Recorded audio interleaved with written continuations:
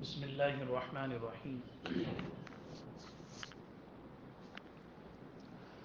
الحمد للہ نحمده ونستعینه ونستغفره ونؤمن به ونتوکل علیہ ونعوذ باللہ من شرور انفسنا ومن سیئات اعمالنا من يهد الله فلا مضل له ومن يضلله فلا هادي له ونشهد ان لا اله الا الله وحده لا شريك له ونشهد أن سيدنا وحبيبنا وشفيعنا وسندنا ومولانا محمدا عبده ورسوله أما بعد فأعوذ بالله من الشيطان الرجيم بسم الله الرحمن الرحيم فقم الصلاة طرفي النهار وزلفا من الليل إن الحسنات يذهبن السيئات ذلك ذكرى للذاكرين واصبر فإن الله لا يضيع أجر المحسنين صدق الله العظيم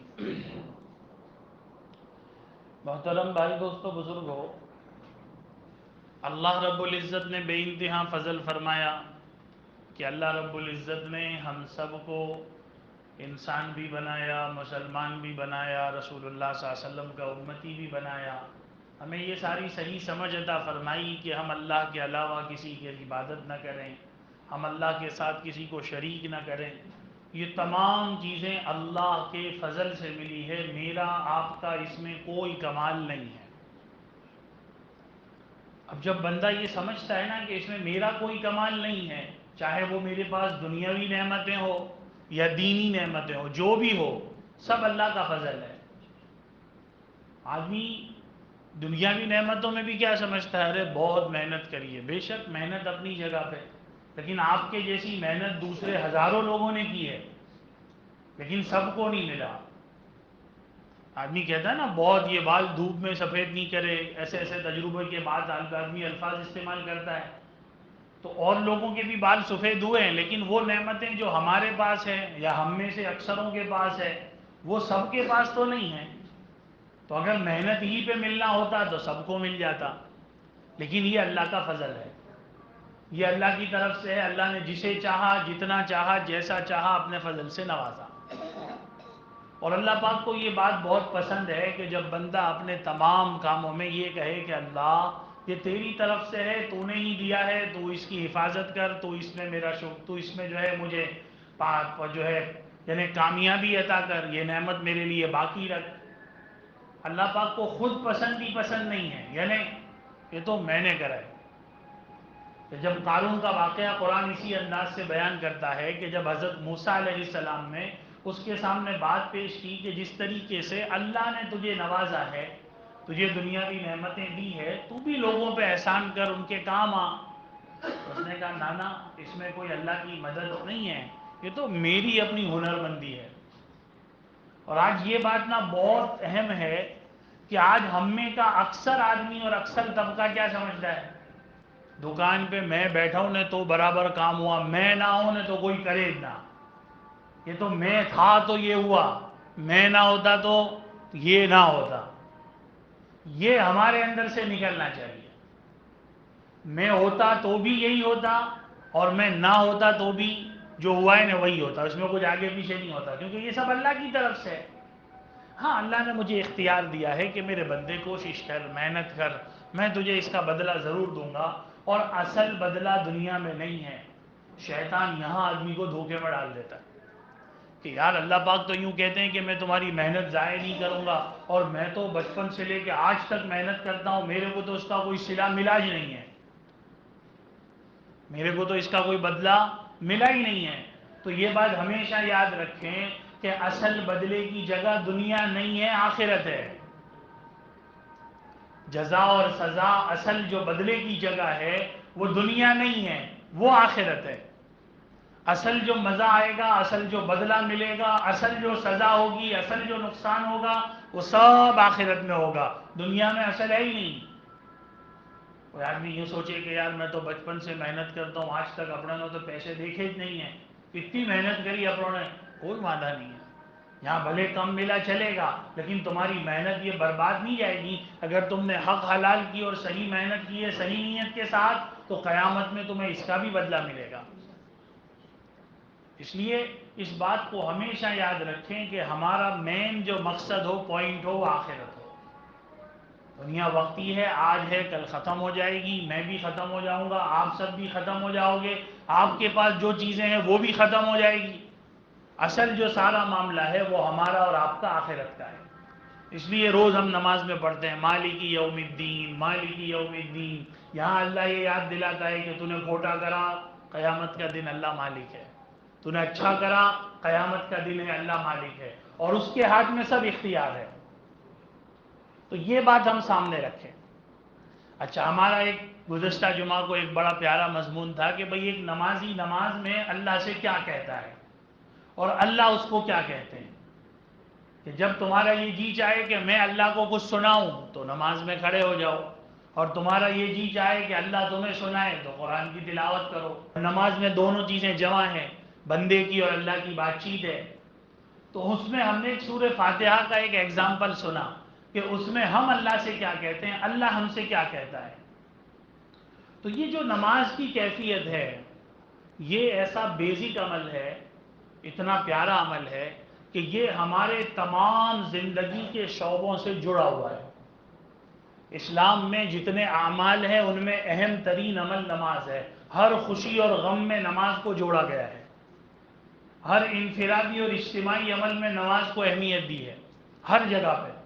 یعنی کوئی عمل ایسا نہیں ہے جس میں نماز نہ ہو۔ یعنی ایک آدمی نے روزہ رکھا تو ایسا نہیں کہ چلو خالی روزہ ہی ہے، نماز تو بیچ میں پڑھنی پڑے گی۔ ایک آدمی حج کو گیا اتنا لمبا سفر کر کے تو کہ چلو اب تو خالی حج ہے، وہ اپنی جگہ پہ، لیکن اس کے بیچ میں نماز تو ہے ہی ہے۔ ابھی قربانی کے دن آئیں گے، یار قربانی 3 دن تک کی ہے، وہ ہے اپنی جگہ پہ، لیکن اس کے بیچ میں نماز تو ہے ہی ہے، کوئی بھی موقع ہو۔ اس لیے یہاں علماء فرماتے ہیں کہ دیکھو اللہ نے اپنے اہم ترین احکام میں بھی نماز کو جگہ دی ہے، اس کے بغیر کسی عمل کے قبول ہونے کی کوئی جگہ ہی نہیں ہے۔ تو تم دنیا میں اپنے چھوٹے موٹے کاموں کے اندر نماز سائڈ پہ کر دو تو نہ چلے۔ بہت کام ہے، شادی ہے، دعوت ہے، مہمانی ہے، گھر پہ مہمان ہے، یا ابھی تو غم کا موقع ہے، ابا کا انتقال ہوا، اماں کا ہوا، گھر میں میت ہے، سب ہو جو بھی ہو، یہ نماز کو آگے پیچھے کرنے کی جگہ نہیں ہے۔ اس لیے ہم سب انشاءاللہ کوشش کریں گے کہ ہم نماز کی پابندی کریں، اور جیسے نماز ہی پڑھنی چاہیے، نمازیں پڑھنی چاہیے، اس انداز سے پڑھنے کی کوشش کریں گے کہ اللہ اکبر کہتے ہوئے اس دھیان سے کہیں گے کہ اللہ میں کوشش کروں گا، سارے جھمیلے میں نے پیچھے پھینک دیے، اب تو آگے کا میرے لیے آسان کر دے۔ الحمد پڑھتے ہوئے ہمارے ذہن میں یہ خیال ہو اللہ میں تیری تعریف کر رہا ہوں، اللہ تو رحمان و رحیم ہے، تو قیامت کے دن کا مالک ہے، میں تیری عبادت کرتا ہوں، تو میری مدد کر، سیدھے راستے کے لیے، نیک لوگوں کے راستے پر میری مدد کر، اور برے لوگوں کے راستے سے میری حفاظت کر۔ اس انداز سے جب میں اور آپ نماز پڑھیں گے تو اللہ تبارک و تعالیٰ جب بندہ نماز میں ہوتا ہے نا، اللہ پاک سے سب سے قریب ہوتا ہے، درمیان کے پردے ہٹ جاتے ہیں۔ یہ ہمیں محسوس بھلے نہ ہو، لیکن یہ پکی بات ہے، اس لیے کہ حدیث پاک میں آتا ہے نماز اس طرح سے پڑھو، اللہ کی عبادت اس طرح کرو گویا تم اللہ کو دیکھ رہے ہو، اور یہ نہیں ہے تو اللہ تو تمہیں دیکھ ہی رہا ہے۔ ایک اللہ والوں کی خدمت میں ایک دوسرے دوست پہنچے حضرت حاتم اسم کی خدمت میں کہ حضرت آپ نماز کیسے پڑھتے ہو؟ کہ جب میں نماز پڑھنا ہے اس طرح سے نماز پڑھتا ہوں کہ جب نماز کا وقت ہوتا ہے تو میں پہلے اطمینان سے وضو کرتا ہوں، اور جہاں جا کے نماز پڑھنی ہے میں سکون سے جاتا ہوں اور وہاں جا کے تھوڑی دیر بیٹھ جاتا ہوں تاکہ بدن ریلیکس ہو جائے۔ دیکھو ایک عمل کو اچھے سے کرنے کا یہ بھی طریقہ ہے۔ اب ہم تو دوڑتے بھاگتے آئے تو پھر ریلیکس تو ہوگا نہیں بدن، عین موقع پہ اذان سن کے دکان چھوڑی، یا ابھی تو اذان ہوئی ہے 15 منٹ بعد جماعت ہوگی، پھر بھاگتے دوڑتے وضو کیا، بھاگتے دوڑتے آئے، تو بدن تو ریلیکس ہوگا نہیں، ذہن تو ریلیکس ہوگا نہیں۔ تو میں کیا کرتا ہوں، وضو کرتا ہوں اور اس جگہ جہاں نماز پڑھنی ہے جا کے تھوڑی دیر بیٹھ جاتا ہوں تاکہ بدن ریلیکس ہو جائے، پھر اطمینان سے کھڑا ہوتا ہوں، اور اس نیت سے اور اس گمان سے کھڑا ہوتا ہوں کہ میرے قدم پل صراط پہ ہیں، میرے قدم پل صراط پہ ہیں، میرے سامنے بیت اللہ ہے، میرے دائیں طرف جنت ہے، میرے بائیں طرف جہنم ہے، اور میرے پیچھے شیطان لگا ہوا ہے، اور موت کا فرشتہ سر پہ ہی کھڑا ہے کہ تو سلام پھرا میں تیرے کو لے جاؤ، اور اس دھیان سے کہ اللہ مجھے دیکھ رہا ہے۔ اب کس طرح سے پڑھ رہے ہیں؟ اب ایک آدمی کوشش کرے، سوچے کہ یار میں پل صراط پہ کھڑا ہوں، کبھی بھی گرنے کا ڈر ہے، تو آدمی اچھی پڑھے گا۔ شیطان بہکا رہا ہے، میں اس کی باتوں میں نہیں آؤں گا، موت کا فرشتہ سر پہ کھڑا ہے، یقین جانو پھر ہم میں کے ہر ایک کے دل میں یہ بات ہے، اگر کسی کو پتا چل جائے کہ 2 رکعت جمعہ کی تیری چھیل لی ہے تو پڑھ، موت کا فرشتہ دروازے پہ ہی راہ دیکھتا ہے، سچی بتاؤ وہ آدمی 2 رکعت کیسی پڑھے گا کہ اس کے بعد کچھ ملنے کی نہیں ہے؟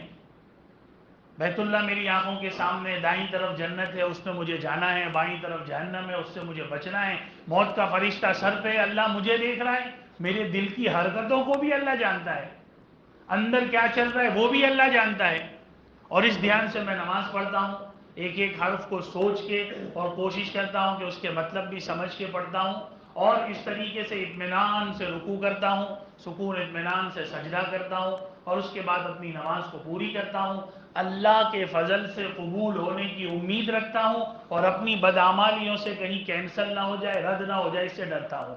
اس طریقے سے میں نماز پڑھتا ہوں کہ یہ میری زندگی کی آخری نماز ہے۔ تو ہم کریں تو صحیح۔ ہم نہیں کہتے یار کچھ عمل نہیں ہوتے، کچھ مزہ نہیں آتا، کہاں سے مزہ آئے گا جب ہم خود ہی کوشش نہیں کرنا چاہتے تو پھر کیسے ہوگا؟ اس لیے ہم اس کوشش سے نماز پڑھیں، اس دھیان سے نماز پڑھیں کہ میرا اللہ مجھے دیکھ رہا ہے، اور اس طریقے سے جب کریں گے تو یقین جانیں اللہ تبارک و تعالیٰ تو چاہتا ہی ہے، اللہ نے وعدہ کیا ہے میرے بندو جب تم دعا میں مجھ سے دنیا مانگو گے نا تو تمہاری مصلحت دیکھوں گا، یعنی تم کو یہ دینے جیسا ہے تو دوں گا، لیکن آخرت کا جو مانگو گے میں سب دوں گا۔ تو ہم کبھی اللہ سے یہ بھی تو دعا مانگے اللہ دھیان والی نماز پڑھنے کی توفیق دے، نماز میں دھیان لگ جاوے۔ تو جب اس دھیان سے نماز پڑھے گا تو پھر نماز اس کو کہیں سے کہیں ہے بہت آگے تک لے جائے گی، کیونکہ نماز کو خود اللہ کے نبی کہہ رہے ہیں الصلاۃ معراج المؤمن، مومن کی معراج کا وہ تو نماز ہے۔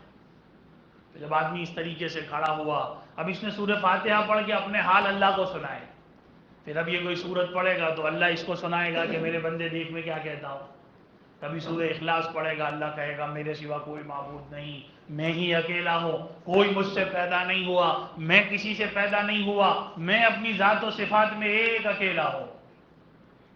بھائی کوشش کریں کم سے کم نماز کے جو ہمارے پڑھنے کے جملے ہیں، جو صورتیں ہیں، جو الفاظ ہیں، اس کا تو کم سے کم ہمیں مطلب پتا ہو کہ اس میں کیا کہتا ہوں، اللہ کیا کہتا ہے۔ اس دھیان سے آدمی نے کبھی سورہ الم ترا پڑھی کہ اللہ تبارک و تعالیٰ اس میں اپنی قدرت بتا رہے ہیں کہ وہ ابرہا کا لشکر جو ہاتھیوں پہ آیا تھا، اور ہاتھی اس دور میں بڑی طاقت والے شمار ہوتے تھے، جس کے لشکر میں ہاتھی ہوتے تھے کہ اس کو تو کوئی ہرا نہیں سکتا، اس کے لشکر میں ہاتھی ہو ان کو تو کہ کوئی نہیں ہرا سکتا، اور وہ ہاتھی لے کے عرب میں آیا تھا اپنے ملک سے، اور عرب والوں نے ہاتھی بہت کم دیکھے تھے، جو باہر ملکوں میں جاتے تھے باقی کسی کو پتہ ہی نہیں تھا کہ ہاتھی کیا ہوتا ہے، اور آج کی تاریخ میں بھی دنیا کے اندر جتنے جانور ہیں زمینی، ان میں ہاتھی سب سے بڑی سائز والا اور طاقت والا شمار ہوتا ہے۔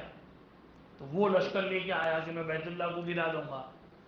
تو اس میں اللہ اپنی قدرت بتا رہے ہیں کہ ایک چھوٹے سے پرندے کنکریاں لے کر آئے اور انہوں نے ان کو ختم کر دیا، نیست و نابود کر دیا، اور اللہ تبارک و تعالیٰ یہاں اپنی قدرت بتا رہے ہیں کہ بندے دیکھ تو بھی اگر ادھر ادھر گیا تو میری طاقت بہت بڑی ہے۔ کیا ہے بھائی؟ یہ اللہ کی طرف سے ڈھیل ہے۔ آدمی کیا سوچتا ہے جو چاہوں میں کروں، کون پوچھنے والا ہے؟ تو سورہ الم ترا کی تلاوت کرو کہ کنکریوں سے اللہ نے ہاتھیوں کے لشکر کو تباہ کر دیا۔ اللہ اتنی بڑی طاقت والا ہے، اگر جا رہا ہوں الٹا سیدھے کام کر رہا ہوں، اللہ کو ناراض کر رہا ہوں، اللہ اس سے غافل بھی نہیں ہے، اللہ کمزور بھی نہیں ہے، اللہ تبارک و تعالیٰ ایسا نہیں ہے کہ چلو ابھی کچھ کام میں ہے نا بدلہ نہیں لے سکتا، ایسا کچھ نہیں ہے۔ یہ اللہ کی طرف سے مجھے ڈھیل ہے، اللہ موقع دیتا ہے کہ میرے بندے مان جا، سیدھے راستے پہ آ جا، ورنہ عبرتناک انجام دیکھ لے پچھلی قوموں کا۔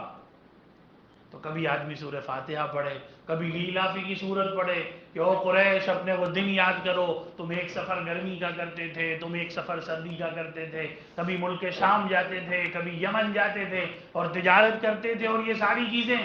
پھر اس میں اللہ کہتے ہیں من جو وآمنہم من خوف، جب تمہیں بھوک لگے گی تو کھانا اللہ دے گا، ڈر کا موقع ہوگا تو امن بھی اللہ دے گا، جب یہ سوچ کے نماز پڑھے گا تو کہ اللہ بھوک میں کھانا تو کہ اللہ دودھ دیتا ہے۔ یہ چھوٹی چھوٹی صورتیں تو کم سے کم بیزک اس کے اندر اللہ کیا کہتا ہے وہ تو ہمیں یاد ہو۔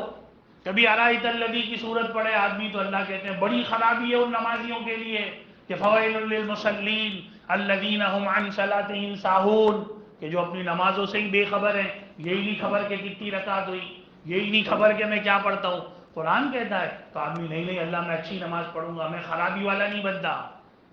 کبھی نہ آتا ہی نہ پڑے گا کہ اللہ کے نبی کو اس میں بشارت سنائی گئی ہے. کبھی سورہ کافرون پڑھے گا کہ نہ میں تو اپنے ایمان میں پکا ہوں. کبھی اذا جاء پڑھے گا، کبھی تبت یدا پڑھے گا کہ وہ جو نبی کا رشتہ دار، جو نبی کا چچا اور نبی کے قرابت والا، لیکن نبی کو نہیں مانا، ان کی بات نہیں مانی، قرآن نے لعنت بھیجی کہ اس کے ہاتھ پاؤں ٹوٹ جائیں، اس پہ اللہ کی لعنت ہو، تو آدمی ڈرے کہ نہیں میں تو اللہ پاک آپ کی اور آپ کے نبی کی بات مانوں گا. یہ ساری چیزیں نماز میں ہیں. جب اس طریقے سے بندہ اللہ سے بات کرتا ہے، اللہ بندے سے کہتے ہیں، پھر بندہ کہتا ہے اللہ اکبر، اللہ آپ سب سے بڑے ہیں. پھر رکوع میں چلا گیا اور اللہ کی تسبیح بیان کر رہا ہے، سبحان ربی العظیم، پاک ہے میرا رب جو بڑی عظمتوں والا ہے. پاک ہے میرا رب جو بڑی عظمت والا ہے، ہر عیب سے پاک. یعنی کوئی عیب نام کی لفظ سے بھی اللہ پاک ہے. ہم سب عیبوں سے بھرے ہوئے ہیں، برائیوں سے بھرے ہوئے. عیب سے پاک کا سوائے اللہ کے کوئی نہیں ہے. وہ موت سے پاک، وہ سونے سے پاک، وہ کسی کی مدد سے پاک، اس کو کوئی کسی کی کوئی ضرورت نہیں، وہ ہے اللہ. تو بندہ کہتا ہے سبحان ربی العظیم، سبحان ربی العظیم، سبحان ربی العظیم، 3 بار، 5 بار، 7 بار. رکوع میں جھک کے اللہ کی تسبیح بیان کرتا ہے، اللہ بہت خوش ہوتا ہے. پھر بندہ کھڑا ہوتا ہے، کیا کہتے ہیں ہم؟ سمع اللہ لمن حمدہ. اس میں کیا کہتے ہیں؟ اللہ نے اس کی سن لی جس نے اللہ کی تعریف کی. یعنی وہ بندے کی اللہ سنتا ہے جو اللہ کی تعریف کرتا ہے. تو اس لیے فوراً کہا جاتا ہے کہ کہو ربنا لک الحمد، تمام تعریفیں تو ہمارے رب کے لیے، تاکہ اللہ ہماری سن لے وے. یہ آدمی کھڑا ہوتا ہے، پھر کھڑے ہو کے اب اور سجدے میں چلے جاتا ہے. آدمی بالکل ایک دم جھکی جاتا ہے.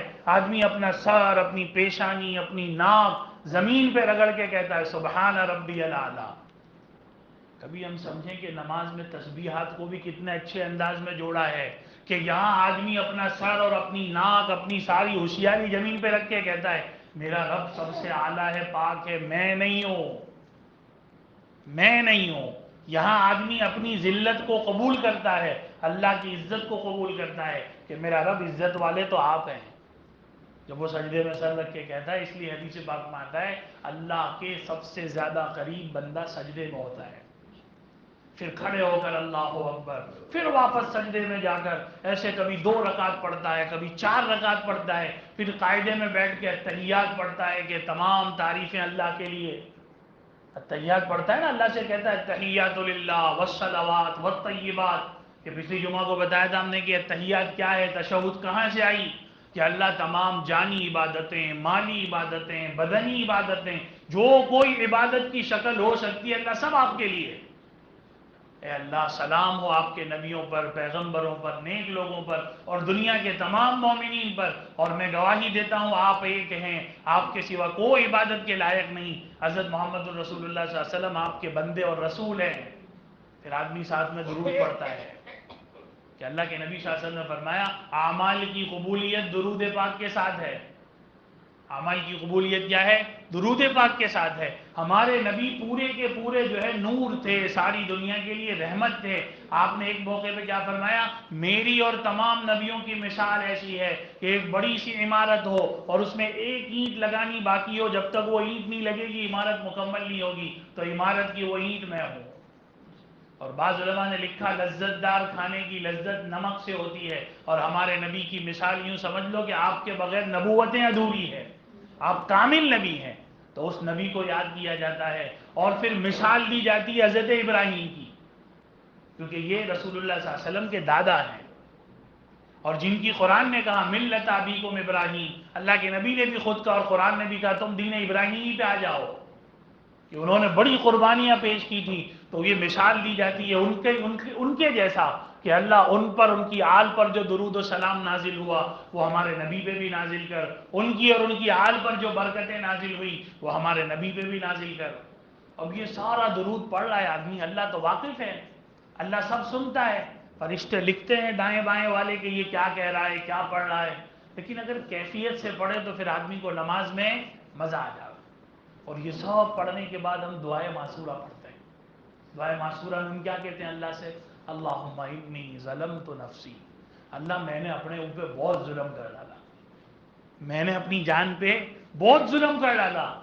علماء فرماتے ہیں یہاں اللہ فرشتوں سے کہتا ہوگا کہ میرے بندو، میرے فرشتوں دیکھو تو صحیح، یہ میرا بندہ نماز پڑھ کے میرے سامنے رکوع سجدے کر کے عبادت کر کے میری تعریف کر کے خود کہتا ہے اللہ بہت ظلم کر ڈالا میں نے یہ عمل جیسا کرنا چاہیے تھا ویسا نہیں کرا. اور یہ ایک ایسا جملہ ہے جہاں شیطان کی کمر ٹوٹ جاتی ہے. شیطان اپنے چیلوں سے کہتا ہے کہ لوگ گناہ کر کے بھی بنداس پھرتے ہیں، یہ نیکیاں کر کے کہتا ہے جیسی کرنی تھی ایسی نہیں کری اللہ معاف کر دے، اور اللہ کو یہ بات بہت پسند ہے. یہاں شیطان ڈھیلا ہو جاتا ہے. تو اگر ہم اس انداز سے درود و دعائے معصورہ پڑھیں گے، اللہ بھی کہے گا میرے بندے تو کیا کہتا ہے، تو نے کہاں ظلم کیا، تو نے تو نماز پڑھی. کہ اللہ جیسی پڑھنی چاہیے تھی ویسے تو نہیں پڑھی نا، آپ کی عبادت کا جو حق تھا ویسا تو نہیں ہوا نا، آپ کی جیسی شان تھی ویسی تو میں ایک رکعت کیا، ایک رکعت کے 1000 میں حصے میں بھی اس کیفیت پہ میں نہیں پہنچا. اس طرح سے آدمی کہتا اللہم انی ظلمت نفسی، اور پھر کیسا ظلمن کثیرا، بہت ظلم کر ڈالا. پھر آدمی آگے کہتا ہے اے اللہ معاف کرنے والا تو پھر بھی تو ہی ہے، میں تجھ سے کہتا ہوں تو مجھے معاف کر دے. لا یغفر الذنوب الا انت فاغفر لی مغفرۃ من عندک وارحمنی انک انت الغفور الرحیم. اللہ رحم کرنے والے معاف کرنے والے آپ ہی ہیں، آپ میرے کو معاف کر دو. پھر یہ دعا پڑھنے کے بعد آدمی کہتا ہے نا السلام علیکم ورحمۃ اللہ، دائیں طرف کے سلام ہو رحمتیں ہو، بائیں طرف سے سلام پھراتا ہے. تو یہ وہ نماز ہوتی ہے کہ یہ نماز پڑھ کے جب یہ ہاتھ اٹھاتا ہے نا وہاں سے مہر لگ جاتی ہے کہ جو مانگے گا سب ملے گا، جو مانگے گا سب ملے گا، کوئی رد نہیں ہوگا. اور فرشتے اس نماز کو اٹھا اٹھا کے پروں پر لے پہنچتے ہیں، اور آسمانوں پر وہ نماز اللہ کے دربار میں پہنچ کر اس کو دعا دیتی ہوئی جاتی ہے کہ جس طرح تو نے میری حفاظت کی اللہ تیری حفاظت کرے. اور وہ اللہ کے دربار میں پہنچ کر قبولیت کو پہنچتی ہے. اور یہ وہ نمازیں ہیں جب یہ جمع ہوتی ہے اور یہ جب مر کے قبر میں جائے گا نا تو یہی نمازیں نورانی شکل میں اس کے سرانے آ کے اس کی حفاظت کرے گی. تو ہم اپنے عملوں کو یہ سوچیں کہ بھائی یہ عمل معمولی عمل نہیں ہے. نماز ہماری روح کی بھی غذا ہے، ہمارے بدن کی بھی تندرستی ہے. لوگ ادھر ادھر کی ایکسرسائزیں کرنے دوڑتے ہیں، بھائی نماز پابندی سے پڑھ لو، ایکسٹرا کی ایکسرسائز کرنے کی ضرورت ہی نہیں پڑے گی. کیونکہ ہمارے نبی تو رحمت للعالمین ہے نا، اور شریعت نے ایک ایک حکم ایسا دیا ہے کہ جس کے اندر خالی دین کا فائدہ نہیں ہے، تمہارے جسم کا بھی فائدہ ہے. اگر ایک آدمی شریعت و سنت پہ پوری طرح عمل کر لے کہ اس کے اندر اس کے جسم کا بھی فائدہ ہے. کہ نماز دنیا بھر کے بڑے بڑے سائنسدان اس پر ریسرچ کرتے ہیں کہ یہ ایک عام اور نارمل آدمی کے لیے بہترین ایکسرسائز ہے پورے بدن کے لیے. لیکن ہم ہیں کہ نماز میں بس آئے کھڑے ہوئے، خود کو ہی نہیں پتا کیا پڑھ رہا ہوں، خود کو ہی نہیں پتا کہ پہلی رکعت میں کیا پڑھا نے دوسری میں کیا پڑھا. حالانکہ جانتے ہی نماز کیا ہے.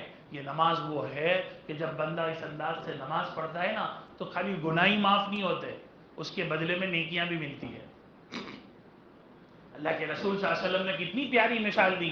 ایک آدمی گھر سے نکلا اور کارخانے سے نکلا اور گھر کی طرف بڑھا، اور اس کے گھر اور کارخانے کے درمیان 5 نہریں ہیں، بدن پہ میل کچیل لگ گیا، ایک نہر میں غسل کرا، پھر آگے بڑھا، پھر دوسری میں، پھر تیسری میں، پھر چوتھی میں، پھر 5ویں میں. پھر آپ نے صحابہ سے پوچھا بتاؤ کوئی آدمی روزانہ اس طرح 5 مرتبہ غسل کرے تو اس کے بدن پہ میل کچیل رہے گا؟ کہ نہیں. کہ نماز کا بھی یہی حال ہے کہ اچھی طرح نماز پڑھے گا تو بدن پہ کوئی گناہ نہیں رہے گا.